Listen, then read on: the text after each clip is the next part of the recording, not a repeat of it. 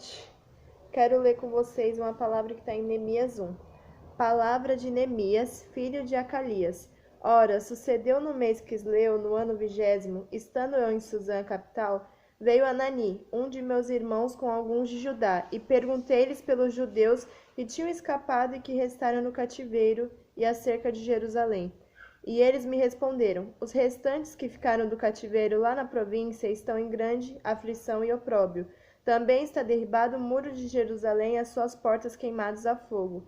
Tendo eu ouvido essas palavras, sentei, lamentei e chorei por alguns dias, e continuei a jejuar e orar perante o Deus do céu.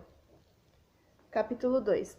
Sucedeu, pois, no mês Nissan, no ano 20º do rei, quando o vinho estava posto diante dele, eu apanhei o vinho e o dei ao rei. Ora, eu nunca estivera triste diante da sua presença.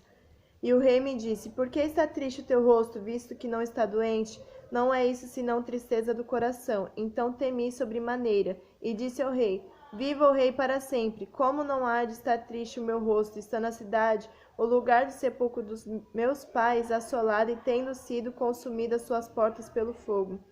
Então o rei me respondeu: que me pedes agora? E orei, pois, ao Deus do céu, e disse ao rei: se for agrado do rei, e se seu servo tiver achado graça diante de ti, peço que me envie a Judá, a cidade do sepulcro dos meus pais, para que eu a reedifique.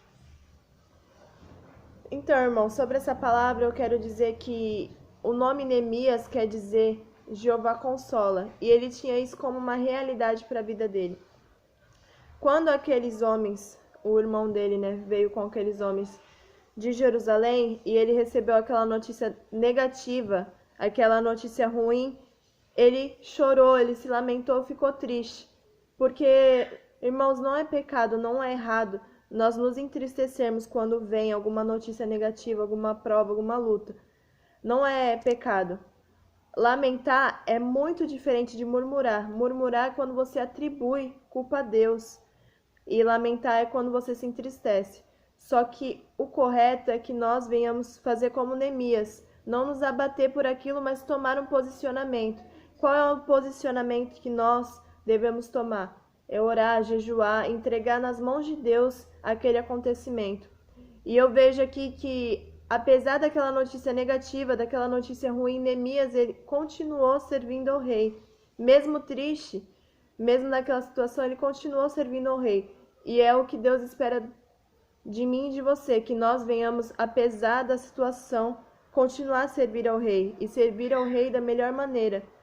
Porque a palavra de Deus diz que Neemias, ele nunca esteve triste na presença do rei. Então ele buscava sempre servir ao rei com alegria. E é como nós devemos servir ao rei. Neemias ali foi contemplado. O rei, ele tinha certo... Eu creio que ele tinha certa intimidade com Neemias, estava acostumado. Via Neemias sempre por ele ser copeiro. E ele percebeu que aquele homem estava triste. E ele se compadeceu dele. E mais pra frente conta a história que ele permitiu que Neemias fosse até lá e reconstruísse, reedificasse Jerusalém. Eu quero dizer que quando nós continuamos servindo ao rei, independente das nossas aflições, o rei nos ouve, o rei nos capacita e nos permite de fazer aquilo que está em nosso coração.